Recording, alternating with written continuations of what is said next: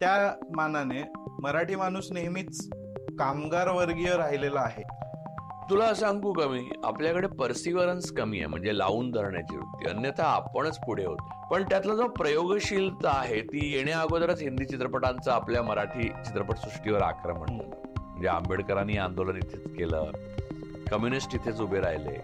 मुंबईमध्ये गांधींनी चले जावची चळवळ मुंबईमध्ये सुरू केली. कॅपिटलिझमचं केंद्र अडाणी मानलं, तर त्याचा केवळ मोदींना दोष देतात कसा तुम्ही? आधी पवारांना दोष दिला पाहिजे. महाराष्ट्राची अवस्था ही उत्तर प्रदेश पेक्षा वाईट आहे. तर आजारी असलेल्या राज्या एवढा, बिमारू राज्या एवढाच मागासलेला आहे की श्रमाविना एखाद्याला जेव्हा संपत्ती मिळते तेव्हा दुसऱ्याने अधिक श्रम करून त्याला संपत्ती मिळालेली नसते. कारण संपत्तीची निर्मिती श्रमाशिवाय होत नाही. तुम्ही विरोधी पक्षात कोण करणार? ठाकरे, पवार, हे ते सगळे सामील आहेत असं तुम्ही माना.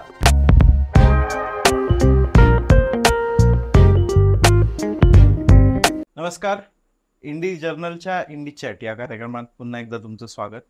आज आपण पुन्हा एकदा एक इंटरेस्टिंग चर्चा तुमच्यासाठी घेऊन आलेलो आहोत. हा जो पॉडकास्ट आहे त्याच्यामध्ये आपण दिलखुलास मन मोकळ्या चर्चा करतो आणि अनेक जे आपल्या आसपासचे जे प्रश्न आहेत, आपल्या मनातले जे अनेक प्रश्न आहेत त्यांचा ठाव घ्यायचा प्रयत्न करतो. तर आज आपण जी चर्चा करणार आहोत ती आहे आपल्या राज्याबद्दलची, म्हणजे महाराष्ट्राबद्दलची. महाराष्ट्राची संस्कृती, महाराष्ट्राची जी जडणघडण आहे ती अनेक टप्प्यांमध्ये विभागता येते. ती कशी पाहायची, त्याच्याकडे कसं पाहायचं, आपण स्वतःकडे कसं पाहायचं महाराष्ट्राचे नागरिक म्हणून, या सगळ्या प्रश्नांचा उलगडा करण्यासाठी आज पुन्हा एकदा आपल्यासोबत आहेत राजू पुरवळेकर. नमस्ते. नमस्कार सर. सर, जसं मी आता म्हटलं की महाराष्ट्र एक इंटरेस्टिंग जॉग्राफिक एरिया आधीपासूनच राहिलेला आहे. मी नुकताच एक व्हिडिओ पाहिला, त्याच्यामध्ये असं म्हटलं होतं की हा जो डेक्कन ट्रॅप आहे त्याच्यामुळे पृथ्वी एकदा धोक्यात आली होती, कारण ते जे व्होल्कॅनिक इरप्शन आहे ते आणि डायनोसॉरना मारणारा ॲस्टेरॉइड एकाच वेळी झालं. तर महाराष्ट्र तसा त्या अर्थाने नेहमीच फोकसमध्ये राहिलेला आहे जगाच्या आणि याच्या. तर महाराष्ट्राचे अशा प्रकारचे टप्पे कसे करता येतील की महाराष्ट्राची जी जडणघडण आहे, दख्खनची जी जडणघडण आहे ती समजून घेण्यासाठी कोणते टप्पे करता येतील? एक तर म्हणजे आपण साधारणपणे जवळचा काळ घेतला, म्हणजे अगदी आपण ज्ञानेश्वरांच्या काळात नको जायला, पण अगदी जवळचा काळ घेतला तर छत्रपती शिवाजी महाराजांपासून राजाराम महाराजांपर्यंतचा पहिला काळ धरला. नंतर पेशव्यांचं जे पहिला बाजीराव पेशवा आला तिथून पेशवाईचा असतो तो दुसऱ्या बाजीरावापर्यंतचा आहे. तर पहिल्या मराठा म्हणजे साम्राज्याशी जी पाया घातला तो छत्रपती शिवाजी महाराज. रायगड ही त्याची राजधानी होती. पेशव्यांच्या काळात ती पुण्याकडे आली.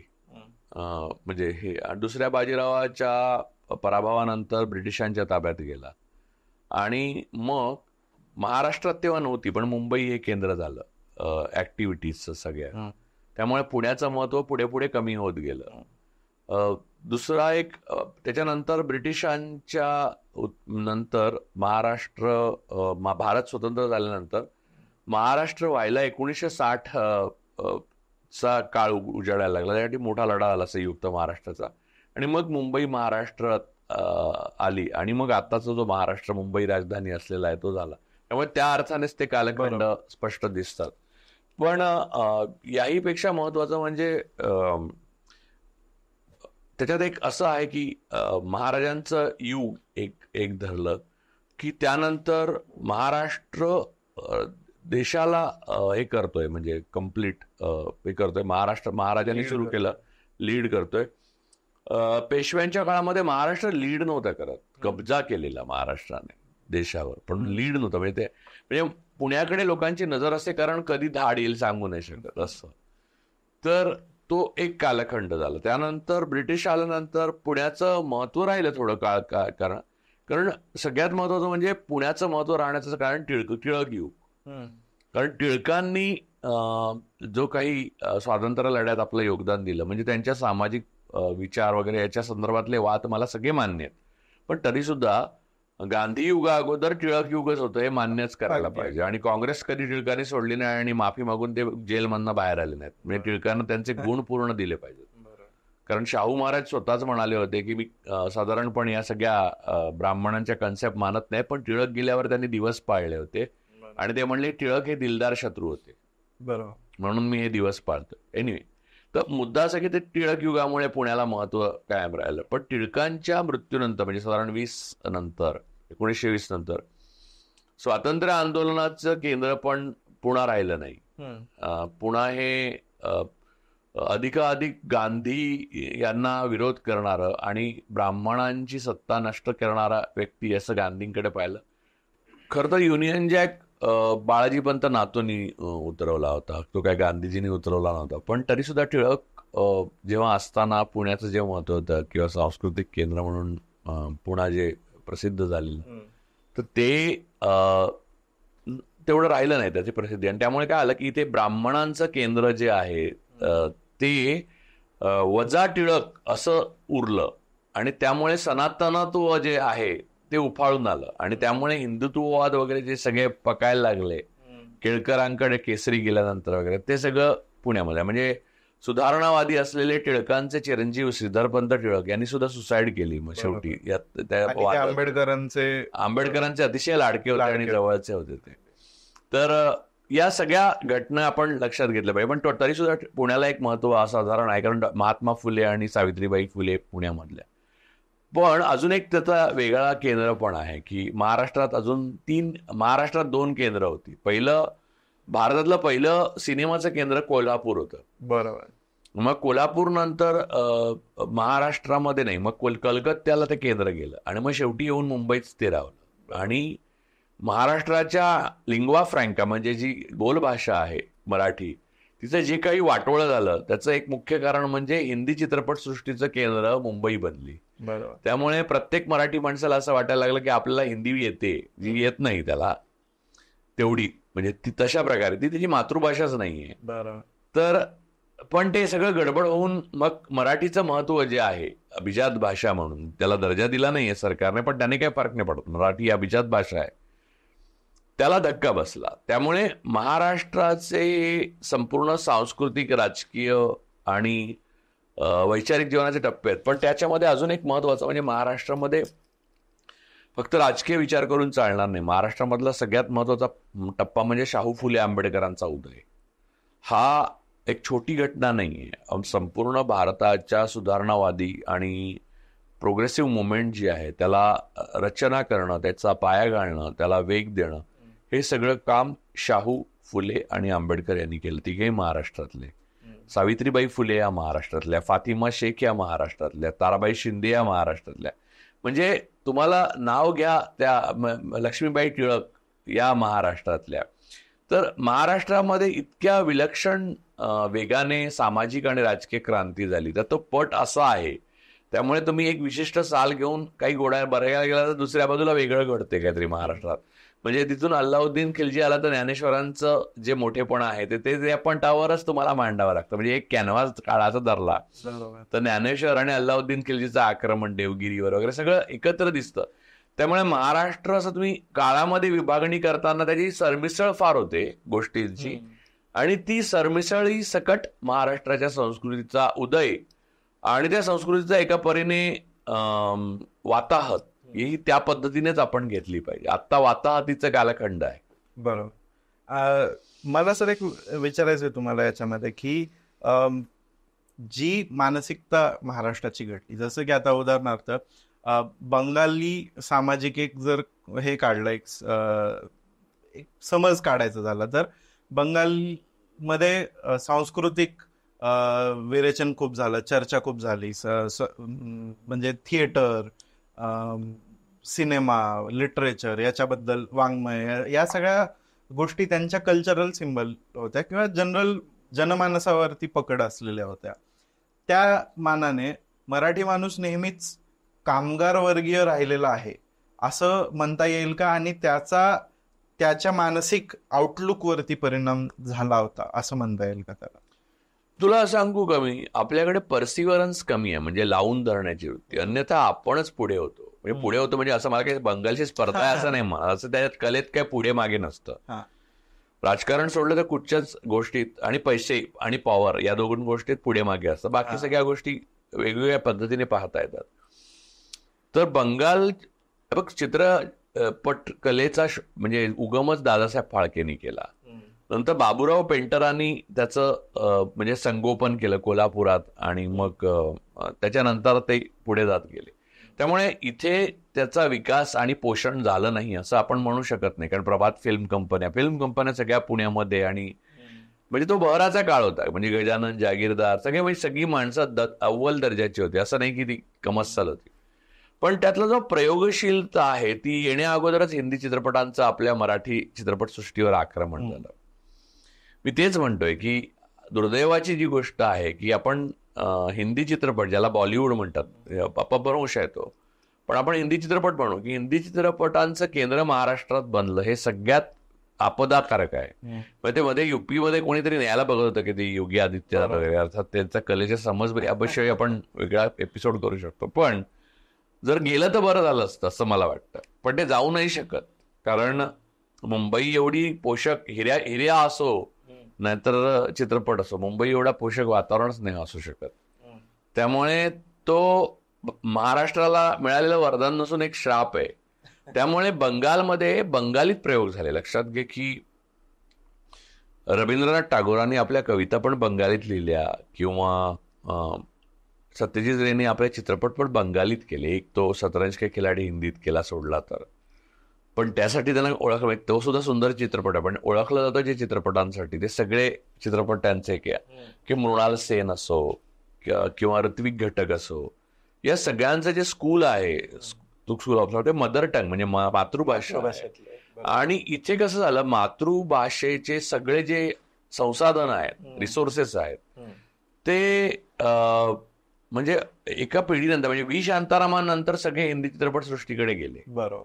आणि संसाधन नसल्यामुळे प्रयोगशीलता आटली. अर्थात संसाधनामुळेच प्रयोगशीलता आहे असं मी अजिबात मानणार नाही, कारण मग तू म्हणशील की मृणाल सेन आणि ऋत्विक घटकांना असं काय मोठं संसाधन मिळालेलं, बरोबर आहे.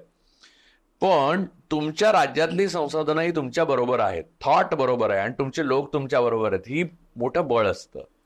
ते मराठी चित्रपटांना लाभलं नाही दुर्दैवाने या सगळ्या कालखंडानंतर. मी जे सांगतो ते व्ही शांताराम हे लास्ट रोमन होते आपले. नंतर तुम्ही म्हणाल की महेश कोठारेंनी वगैरे केलं, तर तो म्हणजे मी काल मी अगोदर एका एपिसोडमध्ये बोललो किंवा दुसऱ्या कुठल्या तरी एपिसोडमध्ये बोललो की कला म्हणून जे आपण बघायला पाहिजे त्याच्यात हे मी बघत नाही, कारण त्या काळाला अनुसरून तुम्ही कलेकडे गेला. म्हणजे जसं तुला देशामध्ये सत्यजित रे होऊन गेल्यानंतर जेव्हा तुम्ही चित्रपट काढता तेव्हा तुम्ही बाबूराव पेंटरांसारखा चित्रपट काढणं अपेक्षित नाही. बाबूराव पेंटर क्रांतिकारी होते कारण त्यांच्या काळात त्यांनी त्यांच्यासारखा चित्रपट काढला. दादासाहेब फाळकेंनी पहिला चित्रपट काढल्यावर तुम्ही आत्ता काढला तर पहिल्या चित्रपटासारखा काढला तर बाळबोध, तर मग तुम्हाला मार्क नाही मिळणार, उलट शिव्या मिळतील. म्हणजे तुमचं इतिहासात ते जे काय नोंद आहे ती चुकीची व्हायला पाहिजे मग तसं केलं तर. पण त्यामुळे हे सगळं कालसापेक्ष आहे. तर मुद्दा हा आहे की राजकीय, सामाजिक, सांस्कृतिक आणि कला क्षेत्रामध्ये महाराष्ट्र अग्रेसर होता याबद्दल काही शंकाच नाही. म्हणजे तू म्हण शाहू फुले आंबेडकर घे, छत्रपती शिवाजी महाराजांची स्वातंत्र्याची प्रेरणा घे, किंवा चित्रपटाच्या बाबतीत दादासाहेब फाळक्यांपासून व्ही शांतारामांपर्यंत घे. तर या सगळ्या गोष्टी जर आपण धरल्या तर, किंवा शाहू फुले आंबेडकरांच्या प्रेरणा घे, किंवा इथला जो गरीब मध्यम वर्ग होता, म्हणजे कामगार वर्ग होता, तो इतका सकस होता विचारांनी की कम्युनिझम पासून ते इतर सगळ्या राजकीय पक्षांची बैठक जी आहे, म्हणजे आंबेडकरांनी आंदोलन इथेच केलं, कम्युनिस्ट इथेच उभे राहिले मुंबईमध्ये, गांधींनी चले जावची चळवळ मुंबईमध्ये सुरू केली, नंतर इव्हन संघाची स्थापना महाराष्ट्र जाता तेव्हा मध्य भारत होता तो नागपूरमध्येच झाली. त्यामुळे महाराष्ट्र हा सर्व अर्थाने सगळ्या गोष्टींचं केंद्र राहिलेलं आहे. त्यामुळे तुम्ही म्हणून त्याला महाराष्ट्रच नाव आहे ना, राष्ट्र हे देशाला म्हणतो पण आपल्याला महाराष्ट्र म्हणतो कारण त्याचं असंच एक कारण आहे. परंतु म्हणून आपण आपल्या भूतकाळात रममाण होणं चुकीचं आहे, कारण तो एक आपलं शिखर होतं, तर आता आपण डरीत आहोत हेही लक्षात घेतलं पाहिजे. राजकीय दृष्ट्या माती खाल्लेली आपण कम्प्लीट. आपण दिल्लीच्या समोर कधीही झुकलो नाही, ते आता कायमचे झुकलेलो आहोत. आपण पैशासाठी तडजोड केली नाही. सर्व राजकीय म्हणजे त्याच्यात विरोधी पक्ष पण राजकीय पक्ष आणि विचार आता तडजोड करताना दिसत आहेत. तर म्हणजे असं म्हणता येईल की तुम्ही आत्ता देशातल्या सगळ्या ज्या क्रोनी कॅपिटलिझमचं केंद्र अडाणी मानलं तर त्याचं केवळ मोदींना दोष देतात कसा तुम्ही? आधी पवारांना दोष दिला पाहिजे. त्यामुळे महाराष्ट्र हा चांगल्या गोष्टींसाठी जो प्रसिद्ध होता तो इथल्या सगळ्या धुरीणांनी वाईट गोष्टींसाठी प्रसिद्ध झाला. आणि सामाजिक क्रांतीची जी बँड वाजलेली आहे त्याच्याबद्दल मी काही वेगळं बोला. आता संभाजी महाराजांच्या तुळापूरमध्ये तुम्हाला असं दिसतं की जिथे त्यांचं हे झालं तिथे मुलं जातात ते चांद लावून आणि त्यांना संभाजी महाराज हे स्वराज्यासाठी बलिदान झाले हे पण माहीत नसतं. ते हिंदूसाठी झाले असं म्हणतात. हिंदूंचा काय संबंध संभाजी आणि दुसरं असं की तो हिंदू मुसलमान लढाच नव्हता. अन्यथा संभाजी महाराजांचे पुत्र आणि पत्नी हे दोन्ही औरंगजेबाच्या नंतर कैदेच होते. त्यांना धर्मांतर करण्याचा प्रयत्न पण केला नाही. किंबहुना पहिले म्हणजे थोरले शाहू ज्याला पुण्यश्लोक शाहू महाराज पण म्हणतात तर ते नंतर राज्य म्हणजे त्यांच्या काळात तर खरी पेशवाई पुढे आली आणि तेव्हा मराठा साम्राज्य देशभर पसरलं. त्यामुळे ह्या सगळ्या कल्पित गोष्टीवर विश्वास ठेवून तरुण सगळं करतात. किंवा आत्ता झालेल्या का औरंगाबादमध्ये झालेली जी एका दलित मुलीने एका मला वाटतं भटक्या विमुक्त किंवा दलित मुलाशी दुसऱ्या पोट जातीतल्या लग्न केलं म्हणून त्या मुलीच्या आई वडिलांनी आणि भावाने हत्या केली, ऑनर किलिंग. म्हणजे हा तो महाराष्ट्र नव्हे ज्याच्यात बाबासाहेब आंबेडकर शाहू महाराजांनी म्हणजे जी धनगर आणि मराठा लग्न लावली वगैरे असं सगळं बदललंय आणि ते अधोगतीला गेलं. याचं वैषम्य वाटणं स्वाभाविक आहे आपण मराठी म्हणून. मला या सांस्कृतिक किंवा आपण म्हणतो जात धर्म आणि या सगळ्या गोष्टीकडे परत येऊ. पण मला त्या ट्रान्झिशन मध्ये एक हे विचारायचंय तुम्हाला की एकीकडे मी मध्ये रिसर्च करत होतो एका सहकाराच्या प्रभावाबद्दल वगैरे. तर महाराष्ट्र आणि गुजरात ही तसं बघायला गेलं तर सहकाराची स्थापना करणारे राज्य. वैकुंठभाई मेहता आणि विखे पाटील आणि गाडगीळ या तिघांनी ते कोऑपरेटिव्ह चळवळीचा पाया घातला असं म्हणतात. आणि महाराष्ट्रामध्ये सहकार आपण जाणतोच की खूप मोठं सेक्टर होतं सहकार. म्हणजे दूध डेअरीज असतील, साखर कारखाने असतील, ही चळवळ खूप प्रचंड तिने रूट घेतलं. तर एक तो महाराष्ट्र जिथं या सहकाराने खूप ग्रामीण भागातल्या अगदी रिमोटेस्ट भागापर्यंत क्रांती घडवली. दुसरीकडं रिसेंटली नीरज हातेकर जे आहेत, प्राध्यापक नीरज हातेकर, त्यांनी अंत्योदय योजनेच्या आकडेवारीतून काही रिसर्च पुढे आणला. त्याच्यामध्ये महाराष्ट्राची अवस्था ही उत्तर प्रदेशपेक्षा वाईट आहे असं त्यांनी दाखवलं. अनेक खरंच आहे. तर अंत्योदयची असेल, सुहास स्पर्शीकरांनी म्हणजे मुंबई व्यतिरिक्तचा जो महाराष्ट्र आहे ना तो कोणत्याही अत्यंत आजारी असलेल्या राज्या एवढा, बिमारू राज्या एवढाच मागासलेला आहे.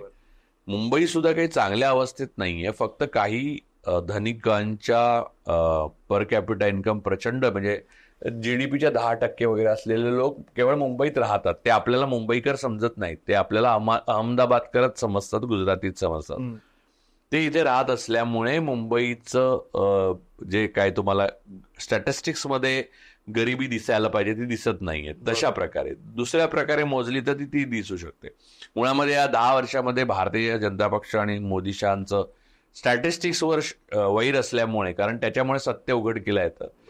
खऱ्या संख्या खूप शोधून काढाव्या लागतात, त्या मिळत नाहीत सहजपणे, त्यापूर्वी सरकार करून द्यायचं आपल्या हातात.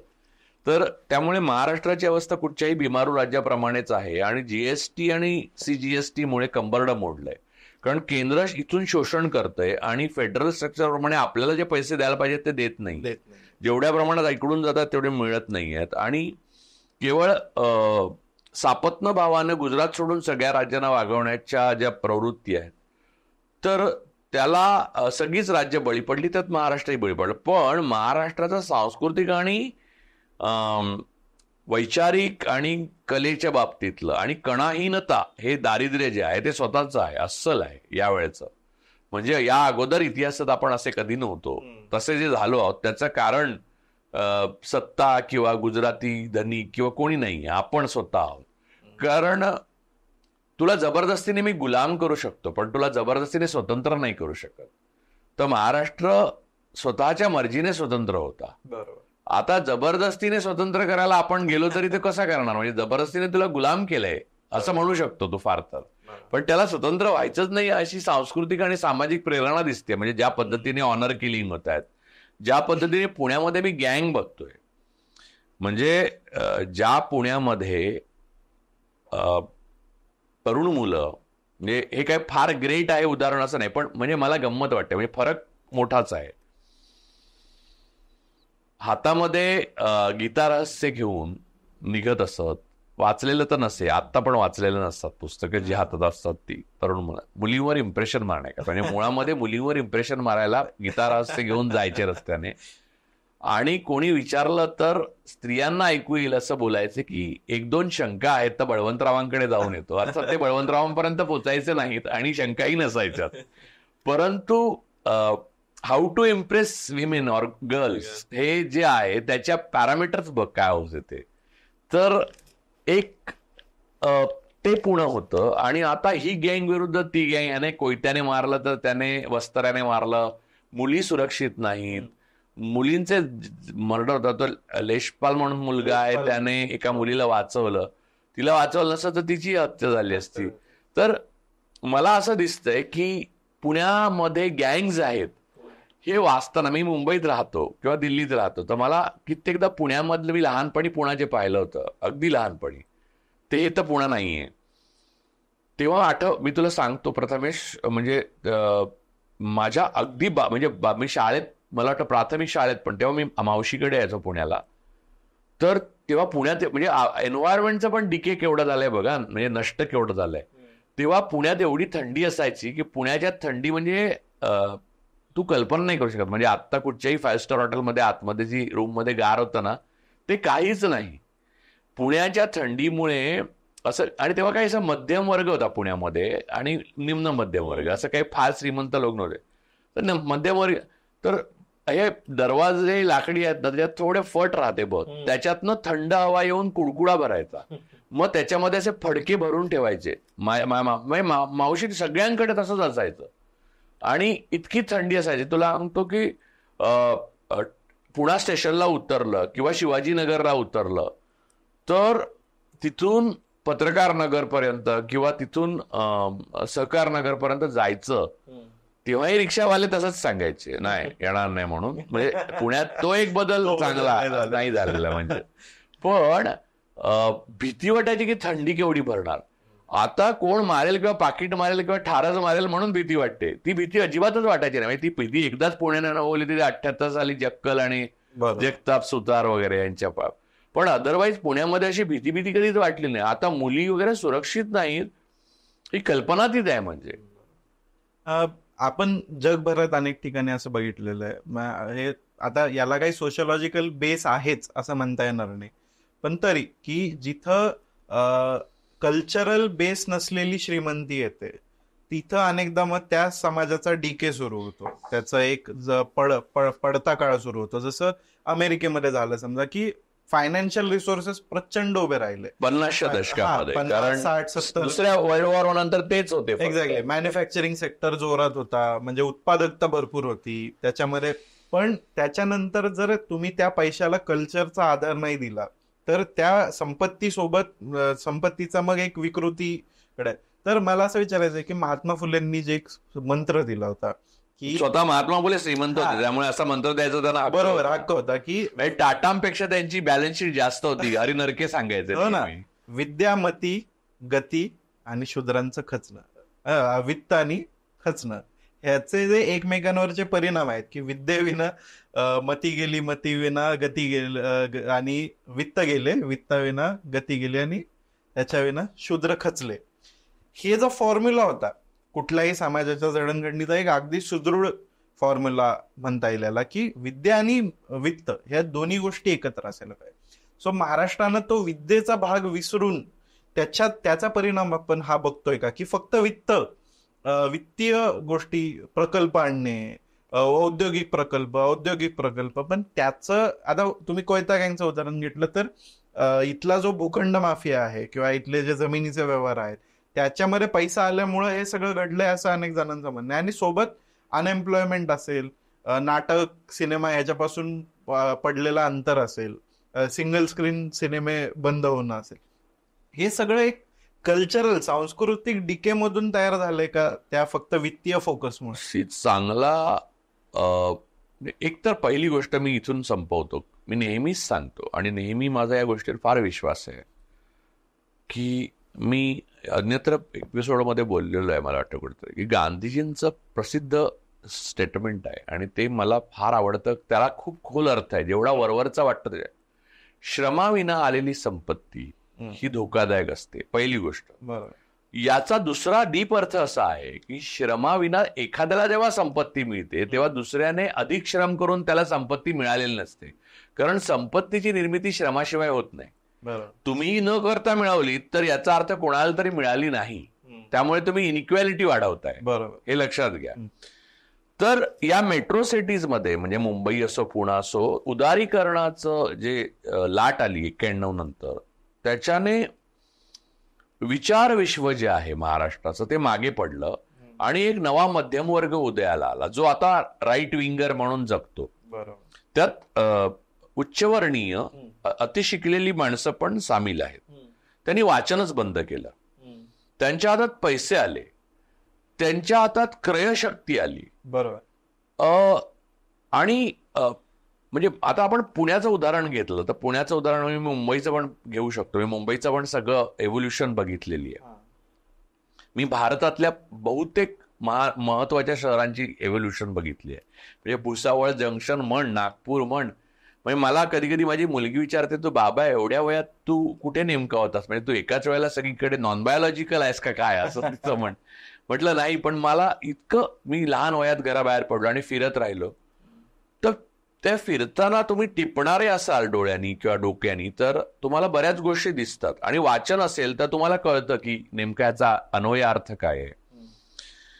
तर हा जो श्रमाविना पैसा बऱ्याच लोकांच्या हातात आला ना, मग IT आलं, इथे हिंजेवाडीला IT आलं, मुंबईत आलं, तो असेंब्लिंगचा पैसा होता, तो निर्मितीचा नव्हता. म्हणजे त्याच्या संदर्भातलं सिलिकॉन व्हॅलीमध्ये निर्मिती होत होती, डोकं तिथून लागत होतं, इथे जोडलं जात होतं. पण आपल्याला असं वाटलं की आपण IT हब निर्माण करतोय. आपण IT हब निर्माण करत नव्हतो, आपल्याकडे वरकड पैसे येत होते. बरोबर. आणि ते ज्या वर्गाला मिळाले ते वेड्यासारखं वागून त्याने राजकीय हुकुमशाहीकडे भारताला नेलं. आता त्यातून बाहेर भारत पडेल, कधी पडेल ते दिसेल, पण त्याने ज्या पद्धतीने धार्मिक विद्वेष, नफरत, वेगवेगळ्या प्रकारचे बुवा बुवा हे सगळे निर्माण होत गेले ना, त्याचं मुख्य कारण हा श्रमाविना आलेला पैसा होता समाजामध्ये. मग बिल्डर संस्कृती उभी राहिली, मग वाटेल त्या, म्हणजे एन्व्हायरमेंट, म्हणजे आपण निसर्ग ठेवून, म्हणजे युरोपमध्ये किंवा कुठच्याही देशात तुम्ही बघा, 19व्या शतकातलं ऑक्सफोर्ड बघा आणि आजचं बघा, सेम दिसतं, जराही फरक नाही, फक्त ते नूतनीकरण बाहेरून करत राहिले. आपल्याकडे टेकड्याच्या टेकड्या बोडक्या करून टाकल्या. म्हणजे मला तर भीती वाटते कधी कधी की रस्त्यावरच बिल्डिंग आता बांधायला लागतील. म्हणजे मी ज्या भागात राहतो मुंबईत, तिथे मी जेव्हा राहायला आलो तेव्हा आणि आता मला स्वतःलाच ओळखता येणार नाही. मी जर कुठे बाहेर गावी गेलो असतो आणि 10 वर्षात परत आलो असतो, मला ओळखता आलं नसतं. इतक्या वेगाने बिल्डिंग, म्हणजे मला वाटलं पण नव्हतं हा एवढासाच एवढा आपली ही रूम आहे तेवढा भूखंड आहे, त्याच्यावर झाडं होती, ती तोडून तिथे पण असा एक सुळका बिल्डिंग उभी राहिली. बरं, ती सुळका उभी राहताना मुंबईत जास्त मजले करू शकता, पार्किंग कसं मिळणार, तर खाली पार्किंगच पार्किंग 4 मजले आणि मग वर सुळका, आणि त्याच्यात पण माणसं राहायला. मला कळतच नाही की मानवी मूल्य ही रसातळाला जाताना बघणं हे इतकं सोपं नसतं. आणि ती मूल्य अशा छोट्या छोट्या गोष्टीतनं रसातळाला जातात. म्हणजे पहिले म्हणजे मानव आणि निसर्गाचं नातं हे म्हणजे व्हेजिटेरियनिझम जो आता क्रूरपणे, हिंसकपणे लोकांवर लादला जातो तो चुकीचा आहे. कारण खाणं हा माणसाचा मूलभूत अधिकार आहे, जे त्याला खायचं असेल ते खावं. पण निसर्गावर आक्रमण तीच म्हणजे एक जैन सोसायटी बांधण्याकरता झाडं तोडली जातात, पण त्या सोसायटीत नॉनव्हेज खायचं नाही. तुम्ही सर्वात मोठा गुन्हा झाडांच्या बाबतीत करता, कारण तुम्ही झाडांनी तुमचं अस्तित्व आहे. नॉनव्हेजमुळे काही अस्तित्वाला बाधा येत नाहीये. मनुष्य हा मूलतः नॉनव्हेज म्हणजे मांसाहारी प्राणी आहे, किंवा प्राणी जगतातलं ते सायकल आहे ते तसंच राहणार आहे. आणि जगामध्ये शाकाहारी असं काहीच नाहीये, पहिली गोष्ट. परंतु ती सोसायटी तुम्ही उभी करायची नाही, तिथे झाडं तोडून करता. तुम्ही आरेची झाडं तोडताय, तुम्ही हसदेवचं जंगल तोडताय, तुम्ही कोकणामध्ये रिफायनरी आणू पाहताय. या ज्या गोष्टी आहेत त्या महाराष्ट्राच्या पतनाला कारणीभूत ठरणाऱ्या आहेत. त्याच्याला विरोध राजकीय व्हायला पाहिजे, तो होत नाही. सामाजिक व्हायला पाहिजे. तुम्हाला वाटतं विरोधी पक्ष त्यात तुम्ही विरोधी पक्षात कोण घेणार? ठाकरे, पवार, हे ते सगळेच सामील आहेत असं तुम्ही माना. तुम्ही असं समजू नका त्यांचा विरोध याला आहे की ते सत्तेत नाही, म्हणजे मुख्यत्वे करून त्यांना करता येत नाही. त्यांची भूमिका दुय्यम होती, तीही त्यांना चालली असती. पण या हुकुमशाही सरकारने दुय्यम भूमिकेतला वाटा पण द्यायचा बंद केल्यामुळे त्यांचा राग आहे. अन्यथा त्यांचा लढा आपल्यासारख्या स्वातंत्र्यासाठी नाहीये, त्यांचा लढा हा आपल्यासारख्या निसर्गासाठी नाहीये. त्यांनाही अडाणी प्रिय आहे, त्याने तोडलेली जंगलं त्यांनाही आवडत आहेत. फक्त ती माझ्या परवानगीने तोडावी आणि त्याचा वाटा मला मिळावा, एवढाच त्यांचं भांडण आहे. तर हे भांडण आपलं नाहीये, हे भांडण त्यांचं आहे. हे पतनाचे सगळे शिलेदार आहेत, आपण ते नाही व्हायला पाहिजे. तर कोणत्याही विचारवंत माणसाला ही खंत वाटते. तर पुण्यामध्ये पाऊस पडल्यावर ज्या पद्धतीने बिल्डिंगा बांधल्या, ज्या पद्धतीने कन्स्ट्रक्शन केलं, ती मेट्रो हवी का नको हे तरी माहिती आहे का तुम्हाला? काय पाणी तुंबतं ज्या पद्धतीने, म्हणजे पुणा हे एकीकाळी मुंबईच्या लोकांना निसर्गासाठी हेवा वाटायचा. मला आठवतं की गोपाळ कृष्ण किंवा काहीतरी तो करंगळीवर कृष्णाने काय ते पेललं होतं, गोवर्धन किंवा गोपाळ कृष्ण असा एक चित्रपट आहे, ब्लॅक अँड व्हाईट. तो अख्खा जंगल येणाऱ्या डोंबिवलीत, म्हणजे एक मुंबईचं उपनगर आहे, त्याला शूट केलं होतं. आज जर डोंबिवलीत तुम्ही जाल आणि इथे ते शूट झालं होतं असं सांगाल तर म्हणाल तुम्ही खोटं आहे म्हणून. कारण आता डोंबिवलीमध्ये असं काही दिसत नाही. कोणताही गोवर्धन नसून बिल्डिंगांचे गोवर्धन झालं. गोवर्धन नावाची बिल्डिंग पण आहे तिथे.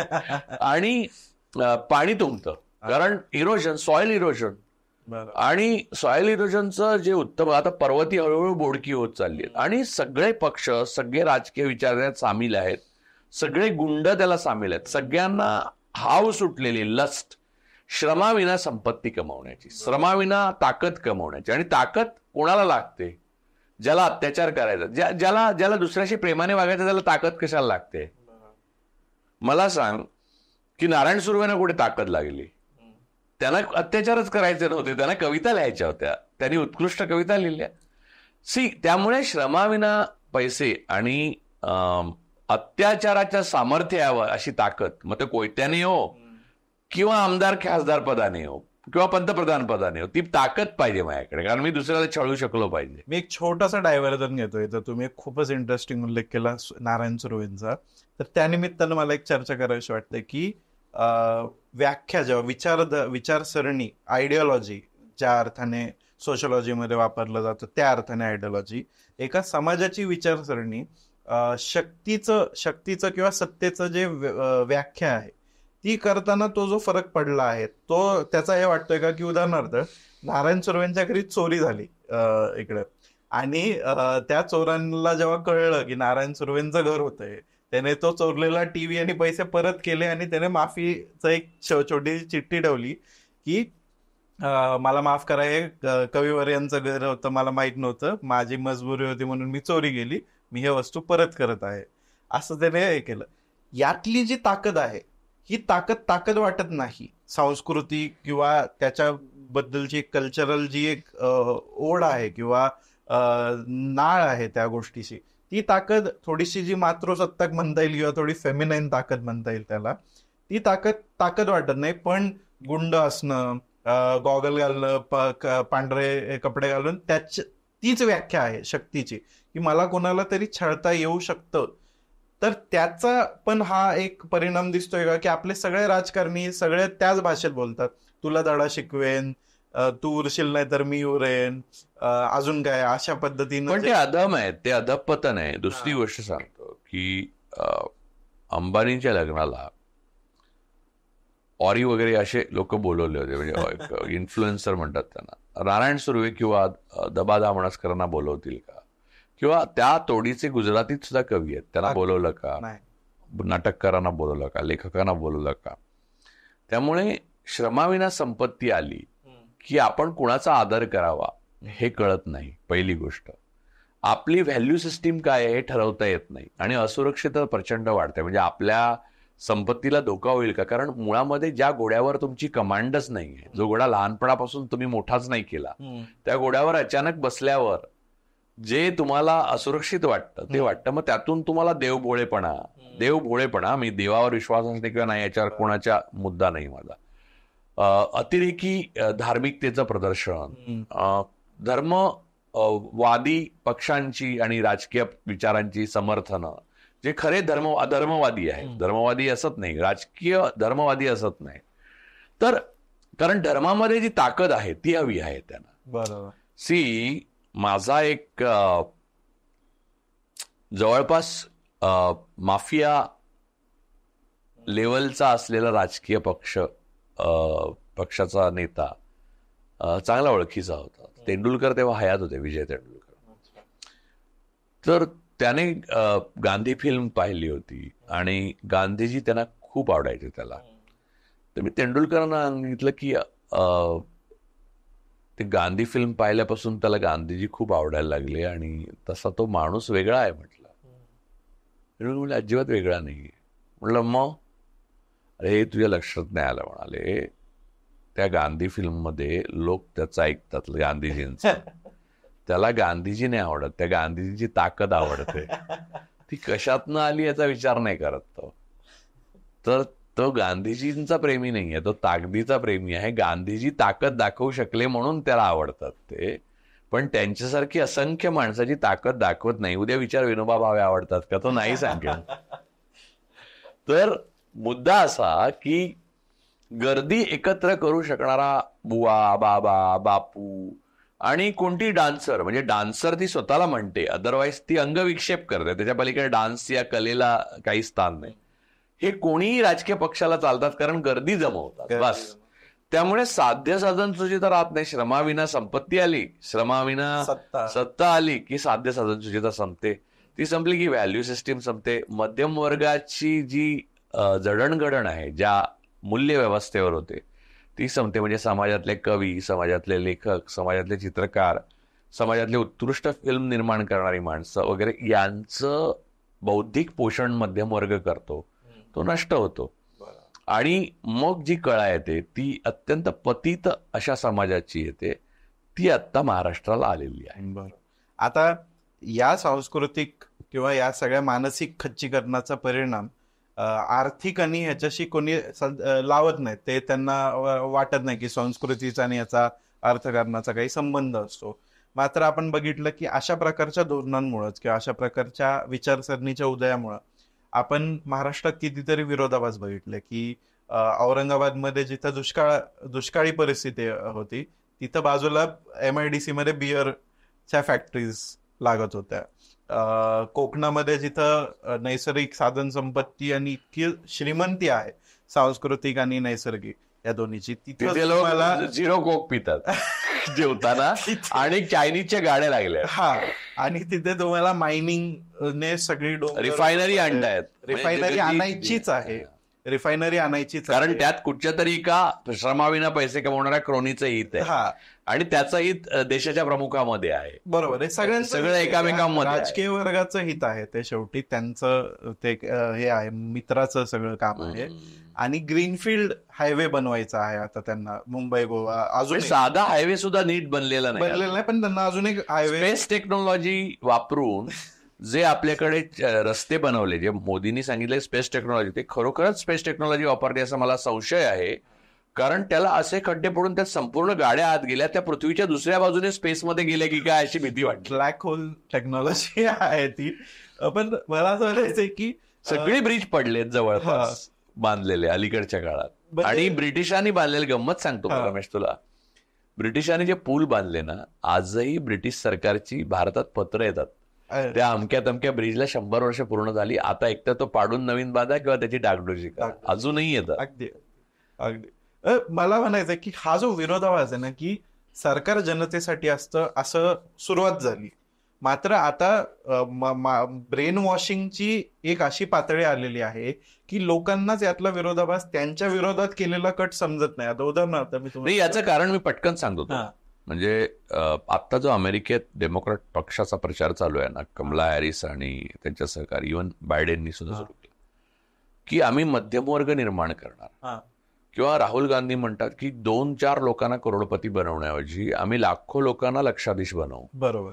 तर लक्षात ठेव, मूल्यव्यवस्था टिकण्याकरता चांगल्या आणि सशक्त मध्यमवर्ग असण्याची गरज असते. मग ती अमेरिका असो किंवा भारत. आपल्याकडे मध्यमवर्ग नष्ट करण्यात आला गेल्या 10 वर्ष. पण त्याच्या अगोदर ती प्रक्रिया 91 पासूनच सुरू झाली.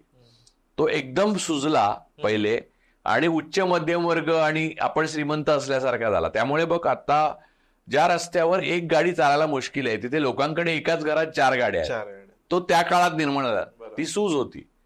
नंतर जी काय माल न्यूट्रिशन या 10 वर्षात झालं त्याने तो मध्यम वर्ग नष्ट झाला. एक तर गरिबीच्या खाईत गेले लोक, किंवा उरले 5% लोकांकडे जवळपास 90% संपत्ती आली. त्यामुळे असा व्हॅल्यू सिस्टीम निर्माण करणारा कडक मध्यम वर्ग जो आहे तो जगातल्या प्रत्येक देशाला आवश्यक आहे. तो आपण महाराष्ट्रातून नष्ट केलाय. विरोधाभासी गोष्ट मी सांगतो, जसं आपण या आधीच्या एपिसोडमध्ये मंदिरांबद्दल बोललो.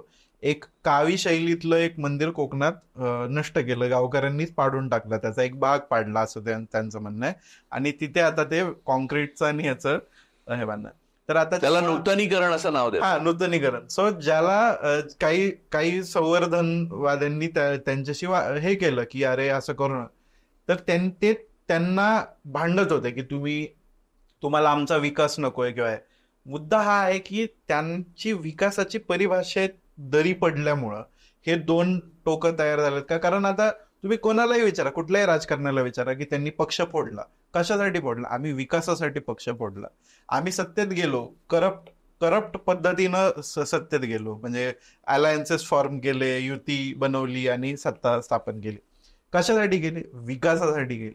तर ह्या विकासाच्या व्याख्येवरती कुठंतरी एक दुभंगला आहे का सगळा आपला पूर्ण समाज? तुमची जी इकोसिस्टीम आहे आणि इकोलॉजी आहे, तुमच्या भोवतीचं जे पर्यावरण आहे, त्याला अधिक बलवान करत माणसाला आनंद मिळवून देणारा समाज निर्मिती करणं, जो लोकशाही आणि संविधानिक मूल्यांना अधिक बळकट करतो, याला खरं तर प्रगती म्हणायला पाहिजे. शेअर मार्केट वर जातं का खाली जातं हे सगळेच लोक डोळे लावून बसलेत, तो विकास आहे. ती लॉटरी आहे. पूर्वी महाराष्ट्र राज्याची एक लॉटरी यायची, धनलक्ष्मी नावाची. त्याच्यानंतर मटका यायचा, रतन खत्री त्याचा प्रमुख होता. म्हणजे त्याच्यातनं म्हणजे वर्तमानपत्र सगळ्यांच्या मूल्यव्यवस्था बिघडतच होत्या. वर्तमानपत्र 279 असं छापून यायचं. मला खूपदा प्रश्न पडायचा, हे 279 काय? मी अनेकदा विचारला अनेकांना. आम्हाला लहान मुलांना सांगायचे नाहीत. त्या काळात मटका ही लोक लावत असले तरी पॉप्युलर गोष्ट नव्हती. किंबहुना म्हणजे मोठी माणसं सुद्धा तुझ्या माझ्या एवढी एकटी रेस्टॉरंटमध्ये गेली तरी सुद्धा ते अशी भयंकर वाटत. शेजारी सांगायचे, हो तुमचा मुलगा रेस्टॉरंटमध्ये बसला होता काल, खात होता एकटा किंवा कोणाबरोबर तरी. म्हणजे त्याला घरी खाणं हेच महत्वाचं मानलं जायचं. सिनेमाला जाणं म्हणजे तर फारच परवानग्या काढायला लागायच्या. हे मुलींच्या बाबतीत नाही, मुलांच्या बाबतीत होतं. म्हणजे आता कोणाला विश्वास नाही बसणार. तर या प्रकारचं जे जीवन होतं आपलं, त्यामध्ये एकंदर प्रगती म्हणजे झाड एखादं तोडायचं झालं तर लोक सुप्रीम कोर्टापर्यंत जातात. माझं झाड का, माझ्या दरवाजातला माड तोडतो का तुझ्या दरवाजातला माड? आंबा तोडायचा असेल तर.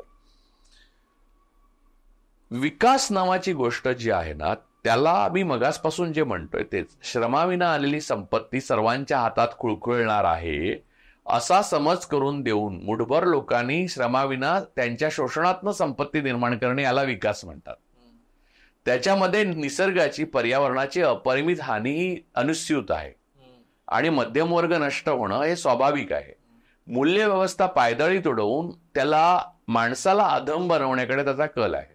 आणि अशा समाजात मग कवी निर्माण होणार नाहीत ज्यांच्यासाठी चोर चिठ्ठी ठेवून जातात की मी तुमच्या घरी गेल्यावर, म्हणजे ते गेल्यावर 14 वर्षांनी चिठ्ठी ठेवतात मी तुमच्याकडे. हीच त्याने चोरी.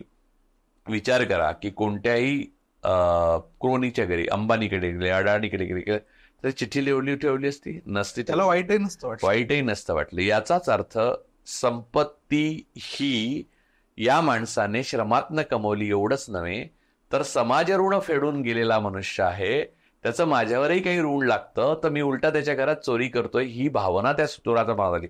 अर्थात तो चोर नव्हताच मुळामध्ये.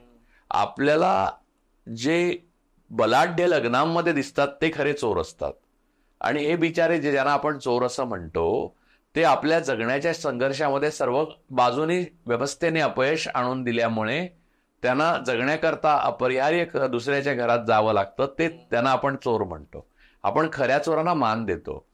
म्हणून मगाशी तुम्ही जे म्हणालात, आज नारायण सुर्वे आणि एक नगरसेवक याच्यामध्ये पुण्यामध्ये जर तुम्ही दुकान काढलं तर प्रकाश त्याचा उद्घाटनाला सुर्व्यांना नसतं बोलवलं, तुम्ही त्या नगरसेवकाला बोलवलं असतं, कारण पुढची सोय होती तुमची त्याच्यात. बरोबर. सुर्वे बिचारे 2 कविता लिहितील फार तर तुम्हाला प्रेमाने.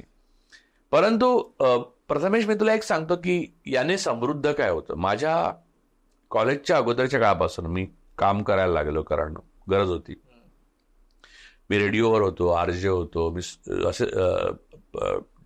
असिस्टंट प्रोड्युसर होतो, काय वाटेल ते कॉन्ट्रॅक्टवर काही गाणे शिकत होतो.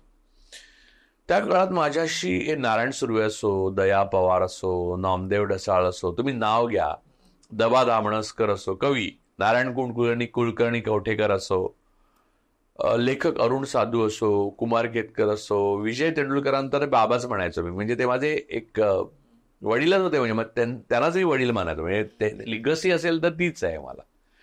तर या प्रकारची माणसं त्या काळात, आणि अभय बंग असो, प्रकाश आमटे असो, हे माझे व्यक्तिगत मित्र होते. म्हणजे त्यांचं वय म्हणजे त्यांची मुलं माझ्याबरोबर त्या मित्र होते. अभय बंगांचे वडील जे होते ते स्वातंत्र्य सैनिक होते, ते पण माझे मित्र होते. आणि आम्ही गप्पा मारत बसायचो, आम्ही चित्र काढतो, आम्ही टवाळी एकत्र करायचो लोकांचे. म्हणजे इतके ती गांधीवादी होते आणि मोठे माणूस होते ते. तर या प्रकारची माणसं आयुष्यात मी इतक्या जवळून पाहिली, ती पाहण्याची मला संधी का मिळाली, कारण एक रसरशीत मध्यमवर्ग जिवंत होता. आज जर आपल्या मुलांना आपण सांगायला जाऊ की अशा माणसांशीच संपर्क करत जा, तर त्यांना कुठे आहेत असं विचारतील. कारण आता कवी हे फेसबुकवर जन्माला आहेत आणि फेसबुकवरच मरतात, इतक्या लेवलला गेल्या. म्हणजे मी असं नाही म्हणणार कोणीच कवी उरलेलं नाहीये, नाही आहे, पण लक्षात घे त्यांच्यामधनं तिथून काहीतरी अंश आलेला आहे, अन्यथा ते स्वतंत्रपणे निर्माण करण्याची क्षमता समाजाने गमावली. फॉल म्हणतात तो अजून काय असतो. तुम्ही सांगतो सिनेमाच्या बाबतीत, मराठी सिनेमाचा तो मराठी सिनेमा पैशामुळे मागे पडला ही भ्रम आहे. तू 500 कोटी रुपये ते चांगला मराठी सिनेमा काढून द्यायला, ते काढू नाही शकणार, कारण तुझ्याकडे असावं लागतं ना काहीतरी जे तू दाखवतो. तुला 50 रुपयात सुद्धा दाखवता येतं, पण तुला 500 कोटीत सुद्धा दाखवता येणार नाही. तो हा फॉल जो आहे ना, हे अधपतन जे आहे ना, जे मराठी फिल्म इंडस्ट्री असं आपण म्हणतो, त्यातल्या कोणत्या माणसाकडे तू कॉम्प्रेहेन्सिव्ह थिंकर म्हणून बघू शकतोस. सत्यजित रेंकडे, मी तुला माहिती आहे सत्यजित रे ना, म्हणजे आता या मराठी सेलिब्रिटी असं जे ज्यांना म्हणतात ना, त्यांचं तू हे बघ, समाज माध्यमावरचं अस्तित्व बघ किती भयानक असतं. म्हणजे त्याच्यात आपणच कोणतरी आहोत हे आपल्याला सांग. मला एकदा ग्रंथालयाचे गच्चर साधू म्हणाले होते, बघ राजू, आयुष्यात तुला पुढे इंटेलेक्च्युअल म्हणतील तर ते चुकीचं आहे असं मानत राहा. का माहितीये, कारण आपणच आपल्याला इंटेलेक्च्युअल समजणं एवढं डेंजरस काही नाही. साधू अतिशय साधे म्हणत आहे. साधूंना ना कधी कधी तर ड्रायव्हरला चल रे असं सांगायला सुद्धा कठीण वाटायचं, एवढा मोठा माणूस. पण तर या लोकांना स्वतः आपणच सेलिब्रिटी आहोत म्हणजे लोकांना सांगायचं असतं. तर मुद्दा असा आहे की यांच्याकडून तू कोणत्याही प्रकारच्या मूल्यव्यवस्थेला मुळातून हात घालणाऱ्या कलाकृतीची अपेक्षा कशी करू शकतोस. मी नाही करत, आणि माझा असा चुकूनही समज होत नाही कधी की यांच्यामुळे यांना पैसे दिले तर चित्रपटसृष्टी भर आला नाही. मी सांगतो की मी एका अनियतकालिकासाठी मला सत्यजित रे यांचा लेखाण म्हणून सांगितलं. मी सार्वजनिक फोनवरून, मला वाटतं पोस्टातून किंवा सार्वजनिक फोनवर फोन केला, सत्यजित रे यांचा नंबर शोधून मिळवला मी, त्याला ट्रंक कॉल केला किंवा STD केला, मला आठवत नाही आता. तो त्यांनीच उचलला आणि ते म्हणाले, त्यांनी मला, मी सांगितलं मी असं असं आहे, मी खरं सांगितलं. आणि मला ही फेलोशिप आहे, ब्रिटिश फेलोशिप आहे, पण मला हे लिहायला आवडतं आहे, मग मला तुमचा इंटरव्ह्यू करायचा. तर त्यांनी मला काय सांगा, तुम्ही कलकत्त्याला या, मी देतो तुम्हाला. मी गेलो, मी कलकत्त्याला पैसे मला जमवायला लागले, मी कलकत्त्याला पैसे जमवून गेलो. सत्यजित रे, मी टाईमच्या 10 मिनिटं अगोदर गेलो, जे त्या काळात थोडं कठीण होतं. म्हणजे मी आता जसा टाईमशीर आहे, वक्तशीर आहे, तसं नव्हतो. गेलो, कारण मला भीतीच वाटत होती, सत्यजित रे खरंच खोटं बोलली, कोणती भलत्यानं उचलून गंडवलं तर काय, कलकत्त्यापर्यंत पैसे घेऊन आलोय आपण. ते बसलेले, आणि तुला सांगतो की ती मुलाखत झाल्यावर त्यांनी स्वतः चहा करून मला दिला आणि आपल्याला घेतलं. तर आपल्यालाच इंस्टाग्रामवर किती फॉलोअर आहेत यावरून लोकांशी न बोलणारे मराठी जे इंडस्ट्रीचे जे तुटपुंजी लोक आहेत, किंवा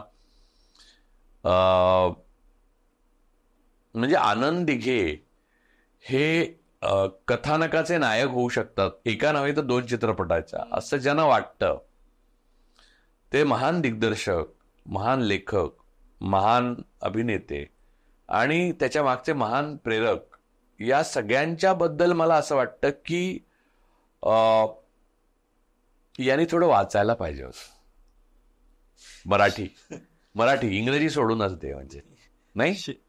शेवटचा एक प्रश्न विचारतो तुम्हाला आता, या सगळ्या चर्चेनंतर एवढा आपण मुद्दे घेतले की एकीकडं आपण बघतो हिंदुत्व, हिंदू असणं गर्वच आहे, गर्व से गोवा हम हिंदू आहे, ठीक आहे, मान्य आहे.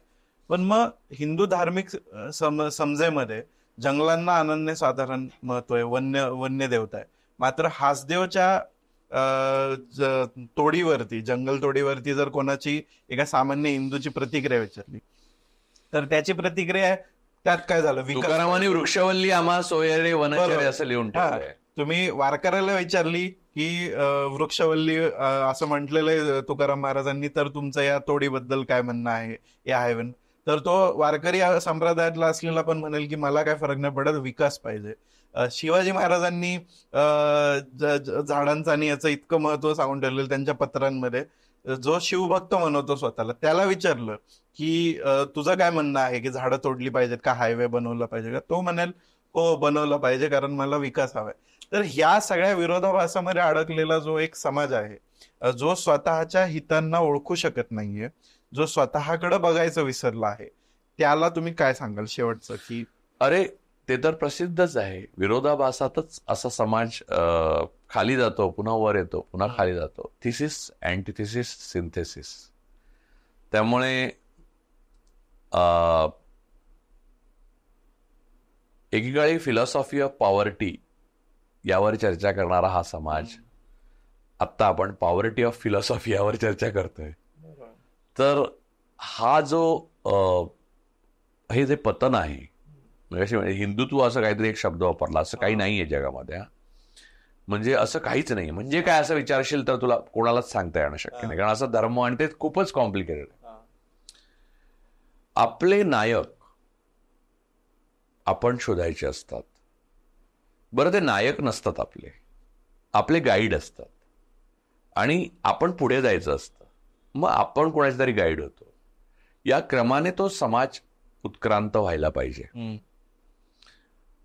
तर ज्ञानोबांपासून तुकारामांपर्यंतची जी परंपरा आहे बंडखोरीची, ज्ञानोबा हे सुद्धा जरी जन्माने ब्राह्मण असले तरी ते बंडखोर आहेत. ते ब्राह्मणवादाविरुद्ध त्यांना ब्राह्मणांनी बाहेरच काढले. भारताचा आणि महाराष्ट्राची सगळ्यात महत्वाची जर समस्या एक विचारशील तू कुठची, तर मी म्हणेन ब्राह्मणिझम, ब्राह्मणवाद. एक ब्राह्मणवाद जर या देशात न वजा केला तर देश नितळ स्वच्छ होऊ शकतो. परंतु ती प्रक्रिया इतकी सोपी असती तर हजारो वर्षात झाली नसती का? ती क्लिष्ट आणि गुंतागुंतीची. ते अगोदर आपण जे सगळं बोललो ते त्यात, म्हणजे जसं की आता सुरव्यांचंच मगाशी बोललं, तर त्यांना पहिलं वाक्य हेच बोलावं, सारस्वतानं मी थोडा गुन्हा करणार आहे. म्हणजे आधी परवानगीच घ्यायला लागते त्यांना. तर मुद्दा असा आहे की प्रथमेश सूक्ष्म गोष्टी ज्या आहेत, सटल, त्या अधिक महत्वाच्या आहेत. बटबटीत तर दिसतातच आहेत सगळ्यांना, म्हणजे कोयता गँग तर सगळ्यांना माहितीच आहे. पण आपल्याला ती दृष्टी प्राप्त झाली पाहिजे की चोर कुणाला म्हणावं.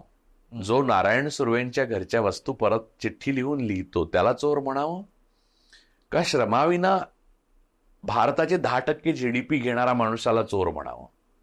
ही जी आपली मूल्यव्यवस्था आहे, जी याला नितळ क्लॅरिटी येईल आपल्या विचारांना, तेव्हा महाराष्ट्र परत आपल्या विजयाकडे कूच करेल, प्रारंभ करेल.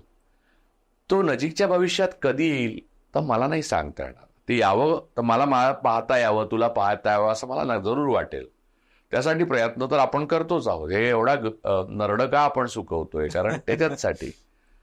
पण माझा असा कोणताही भ्रम नाही की माझ्या किंवा तुझ्या किंवा आपल्या काही अशा लोकांच्या प्रयत्नाने हे होणार आहे.